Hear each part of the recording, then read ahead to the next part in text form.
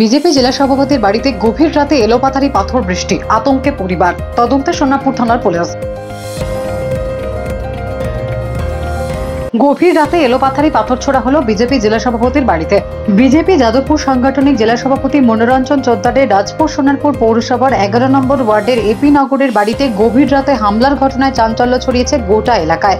BJP সাংগঠনিক জেলা সভাপতির অভিযোগ, গতকাল রাত আনুমানিক 2:20 থেকে 2:30-এর মধ্যে ঘটনাটা হবে। আমি ঘুমের মধ্যে তখন হঠাৎ কয়েকটা খটখট শব্দ হয়, তারপরে জোর শব্দ হতে মানে পটপট করে একদম শব্দটা পরপর হতে থাকে, তারপরে খুব জোর শব্দ হয়। তো ওর মধ্যে আমি উঠেছি, উঠে দেখতে পেলাম যে মানে কিছু শব্দ শুনতে পাচ্ছি, চলে আয় বেরোলে শেষ করে দেবো, এরকম একটা কথা শুনতে পেলাম। হ্যাঁ, মানে একটা হলুদ মতো জামা লাস্ট দেখতে পেলাম, এরকম বেরিয়ে গেল। আমি তখন ছাদে চলে গেলাম, ছাদে গিয়ে আর কাউকে দেখতে পাই। এবারে নিচে এসে দেখছি যে আমার ব্যালকানিতে 7 থেকে 8খানা একদম রেল লাইনের যে খোঁয়া ব্যবহার করা হয়, ওই রেল লাইনের খোঁয়া ছোঁড়া হয়েছে এবং তাতে টাইলস মানে আমার সম্পত্তি নষ্ট হয়েছে, সম্পত্তি নষ্ট করা, হুমকি দেওয়া, এই সমস্তগুলো ঘটেছে রাত্রে। জানালার একটা কাঁচ রেল লাইন মানে ওই খোঁয়া ছোড়ার ফলে ভেঙে গেছে, নষ্ট হয়েছে। ঘরের ভিতরে সম্পূর্ণ ছড়িয়ে আছে। ওই ঘরে আমার ছেলে থাকে, কালকে যে কোনো কারণে ওই ঘরে ছিল না, ঘরটা পরিষ্কার করা হয়েছে, পাশের ঘরে ছিল। মানে থাকলে সে মারাত্মকভাবে কাল জখম হতে পারত, যেভাবে কাঁচ ইত্যাদি ছড়িয়ে গেছে, কাল মারাত্মকভাবে জখম হতে পারত। এটা কারা করেছে বলে মনে হয়? দেখুন, কোন ধরনের সমাজ বিরোধী করেছে আমি আন্দাজে এখান থেকে কিছু বলতে পারবো না এই মুহূর্তে। এটা পুলিশ ইনভেস্টিগেশন করে বের করুক। এটা অত্যন্ত ভদ্র পাড়া। আমার খারাপ লাগছে যে প্রতিবেশীরা এখানে অত্যন্ত নিরুপদ্রবে বসবাস করে। আমি ভারতীয় জনতা পার্টির সঙ্গে যুক্ত ঠিকই, কিন্তু এখানে আমার নীতি নিয়ে আমি রাজনীতি করি, আমার দলের পক্ষে আমি রাজনীতি করি। কারা করেছে আমি ঠিক বলতে পারবো না।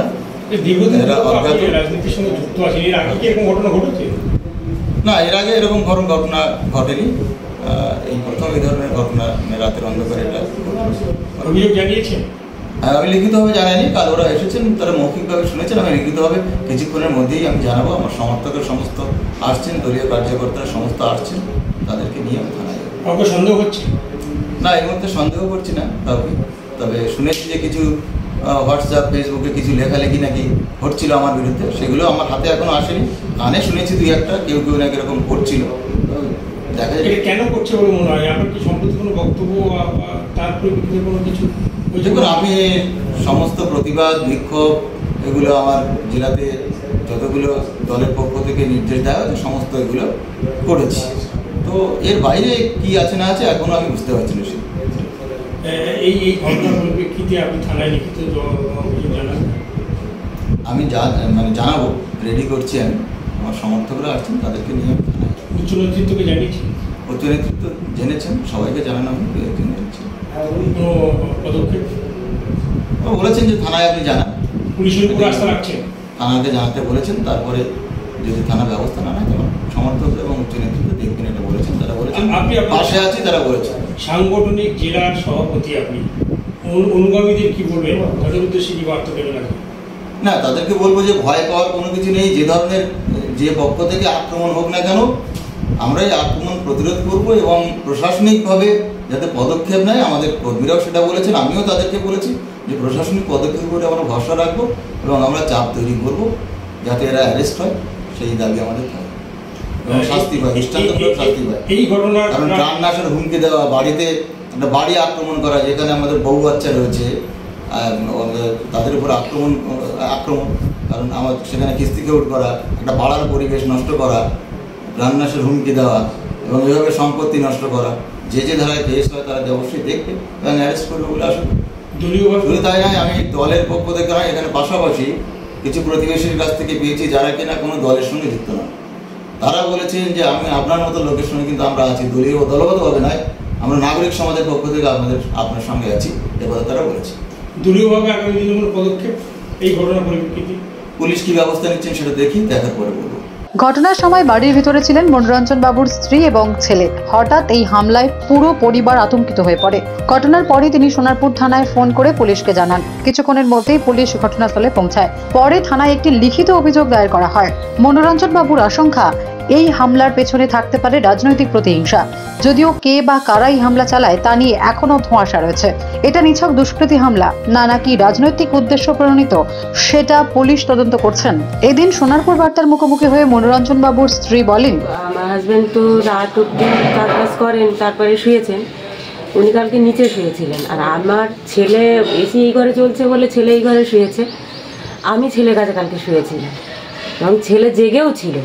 ওর ঘরে লাইট জ্বলছে, ফ্যান চলছে, এসি কালকে আর চালায়নি যেহেতু বৃষ্টি হয়েছে। তো হঠাৎ মাত্র দেখছি মানে গরম দারুম একটা শব্দ। এবার ছুটে ছেলে আর আমি উঠতেই আর দাদা নিচে থেকে উঠতেই তার মধ্যে ভাঙচুর করে বেরিয়ে গেল। দাদা ওখান থেকে সিঁড়ি জানলা থেকে দেখলেন যে ওই 3 জন মতো বেরিয়ে গেল। কতটা আতঙ্কে আছে? আতঙ্কে তো সাংঘাতিকভাবে, মানে প্রচণ্ড টেনশানে আছি। বাড়িতে যে এরকমভাবে এসে করবে মানে এটা তো ভাবতেই পারছি না। না, এর আগে কখনো এরকম ঘটনা ঘটেনি? এর আগে একবার হয়েছে, এটা অনেক আগে, উনি যখন মানে ফার্স্ট টাইম প্রেসিডেন্ট হন তখন। সেক্ষেত্রে আগামী দিনে কি আপনারা এটা নিয়ে কি পদক্ষেপ করবেন?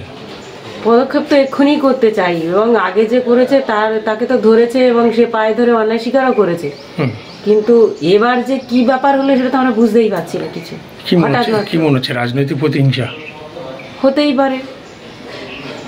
পারে, বা ওনার মতো ভালো লোক হয়তো চাইছে না, যাদের মানে কার্যসিদ্ধি হচ্ছে না, এটাও হতে পারে। দলীয় কোন্দল হতে পারে, এটা বলছেন? দলীয় কোন্দল হতে পারে, আবার আদার্স এর থেকেও হতে পারে। না করে তো আমরা কিছু বলতে পারছি না। আমার সামনে বাড়ি দাদা দিদি ওরাও বেরিয়েছিলেন। উপরে মারা হয়েছে, এখানে প্রায় 10-12টা ছিল আর নিচে 4টে। দ্রুত দোষীদের চিহ্নিত করে কঠোর ব্যবস্থা নেওয়া হোক দাবি গোটা পরিবারের। এদিন এক প্রতিবেশী বলেন, কি নাম আপনার? রতন। এই উল্টো দিকে যে মনোরঞ্জন জোয়ারদারের বাড়িতে কালকে হামলা হয়েছে, এ সম্বন্ধে কিছু জানেন? দেখুন, তখন তো খেয়ে দিয়ে শুয়েছি 11:30-12টা, তো মোটামুটি ঘুমের ঘরে একটা আওয়াজ পেলাম। পাওয়ার সাথে সাথে হুড়মুড় করে উঠলাম। আমার ওয়াইফও উঠলো, উঠে এসে এদিক ওদিক দেখে লাস্টের সামনে নজর দিয়ে জানলা ভাঙা। তাড়াতাড়ি উঠে দাদাকে ডাকলাম, দাদা কী হলো। একটা আওয়াজ হলো, এখানটায় একটা কিছু ঘটেছে। তারপর দেখি পাথর সব পড়ে আছে, কাউকে আর দেখতেও পেলাম না সবই। তারপর তো আর কি করবো, এদিক ওদিক দেখছি, নামলাম নিচে, সবাইকে ডাকলাম। এই ধরনের ঘটনা এই পাড়ায় এর আগে ঘটেছে? এই ধরনের ঘটনা এর আগে ঘটেনি।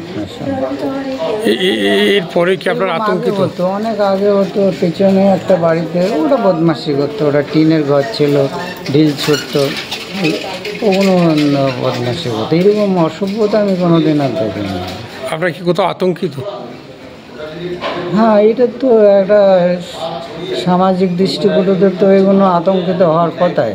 মনোরঞ্জনবাবু পাড়ায়, যেহেতু বিজেপির উনি জেলা সভাপতি, উনি পাড়ায় কেমন মানুষ ছিলেন, কেমনভাবে উনি জীবনযাপন করেন? যথেষ্ট ভালো লোক, ভদ্র, জেন্টেলম্যান। কোনো শত্রুতার থেকে হয়েছে বলে মনে হয়? দেখুন, শত্রুতা হবে কেন, উনি তো ভালো লোক, ওনার সাথে শত্রুতা হওয়ার তো কোনো প্রশ্ন ওঠে না। দাদা একটা সামাজিক ভালো কাজকর্ম করেন, এখানে শত্রুতা আসবে কেন? এটা তো চিন্তা করাও যায় না, আমরা চিন্তা করতে পারি না। এই কেন যে হচ্ছে আমরাও তো বুঝতে পারছি। এটা তো খুব বাজে জিনিস। এগুলো আশা করা যায় না। এবং গভীর রাতে এটা হতে পারে কোনো চক্রান্ত, জানি না কি, তবে এটা না হওয়াই বাঞ্ছনীয়, এইটুকুই আমার মনে হয়। এদিকে সোনারপুর থানার পুলিশ ঘটনার তদন্ত শুরু করেছে। এখনো পর্যন্ত কাউকে গ্রেপ্তার করতে পারেনি। তদন্তকারী অফিসাররা এলাকায় নজরদারি চালাচ্ছেন। বাড়ির আশেপাশে সিসিটিভি ফুটেজ খতিয়ে দেখার কাজ চলছে। বিজেপি নেতাদের উপর হামলার ঘটনায় প্রশ্ন উঠছে রাজনীতিকদের নিরাপত্তা নিয়ে। স্থানীয়দের একাংশের দাবি, এই ধরনের ঘটনা বারবার ঘটলে সাধারণ মানুষের নিরাপত্তাও প্রশ্নের মুখে পড়বে। প্রশ্ন উঠছে পুলিশি নিরাপত্তা নিয়েও। ক্যামেরায় মুকুলিকের সঙ্গে মানুষের রিপোর্ট, সোনারপুর বার্তা।